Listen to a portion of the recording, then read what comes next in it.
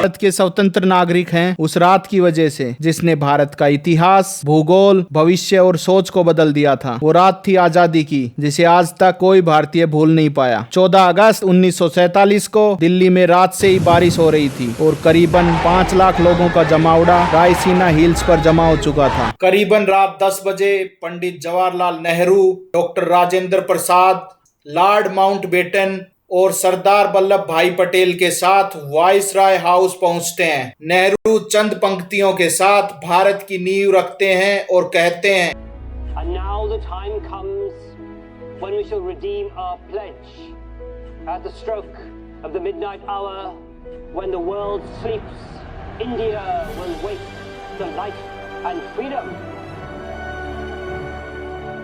यह भाषण उस दिन पूरी दुनिया ने सुना। ट्रस्ट विद डेंसिटी 20वीं सदी के महानतम भाषणों में से एक है। 15 अगस्त 1947 को भारत स्वतंत्र तो हुआ, पर यह स्वतंत्रता अपने साथ अभिशाप भी लेकर आई और भारत को 2 टुकड़ों में बांट दिया। क्यों हुआ विभाजन, आइए जानते हैं आगे इस वीडियो में।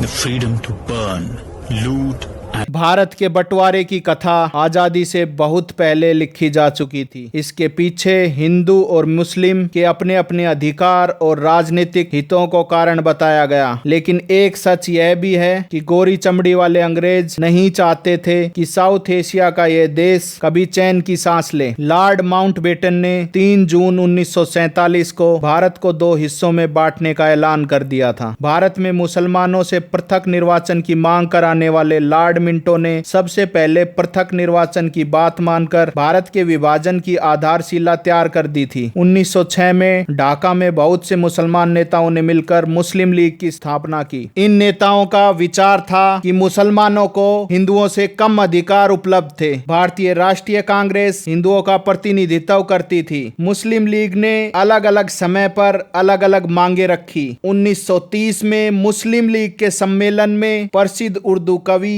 मोहम्मद इकबाल ने एक भाषण में पहली बार मुसलमानों के लिए एक अलग राज्य की मांग उठाई। 1935 में सिंध प्रांत की विधानसभा ने भी यही मांग उठाई। इकबाल और मौलाना मोहम्मद अली जौहर ने मोहम्मद अली जिन्ना को इस मांग का समर्थन करने को कहा। इस समय तक जिन्ना हिंदू मुस्लिम एकता के पक्ष में लगते थे, लेकिन धीरे धीरे उन्होंने आरोप लगाना शुरू कर दिया कि कांग्रेसी नेता मुसलमानों के हितों पर ध्यान नहीं दे रहे हैं। लाहौर में 1940 के मुस्लिम लीग सम्मेलन में जिन्ना ने साफ तौर पर कहा कि वे 2 अलग राष्ट्र चाहते हैं। उन्होंने कहा, हिंदुओं और मुसलमानों के धर्म, विचारधाराएं, रीति रिवाज और साहित्य बिल्कुल अलग अलग हैं। द्वितीय विश्व युद्ध के बाद भारत में ब्रिटेन के जितने भी प्रतिनिधि मंडल आए, जिन्ना ने उन सभी के प्रस्ताव को ठुकरा दिया। बेवेल योजना ठुकराते समय उन्होंने कहा था, जब मुझे प्लेट में रखकर पाकिस्तान भेंट किया जा रहा है तो मैं ये योजना क्यों मानूं। भारत पाकिस्तान विभाजन के दौरान जो नरसंहार हुआ उसमें करीबन 10 लाख लोग मारे गए। 1.46 करोड़ शरणार्थियों ने अपना घर बार छोड़कर बहुमत संप्रदाय वाले देश में शरण ली।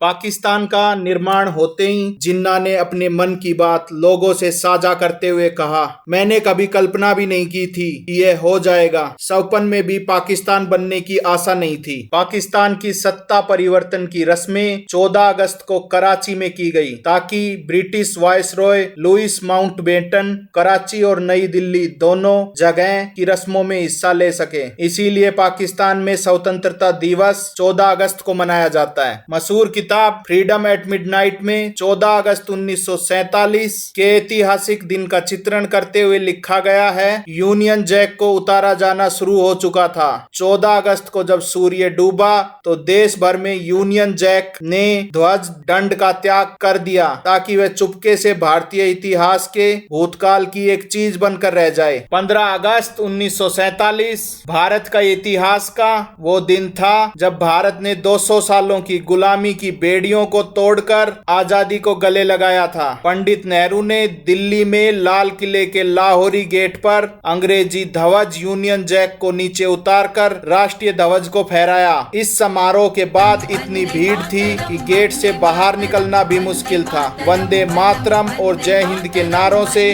पूरी दिल्ली गूंज उठी थी और इसी गूंज के बीच बिस्मिल्लाह खां ने शहनाइयां बजाकर आजादी की पहली सुबह का शानदार स्वागत किया। 15 अगस्त की सुबह भारत के लिए शुभ सवेरा लेकर आई। उम्मीद करता हूं आप लोगों को ये वीडियो अच्छी लगी होगी। वंदे मातरम, जय हिंद।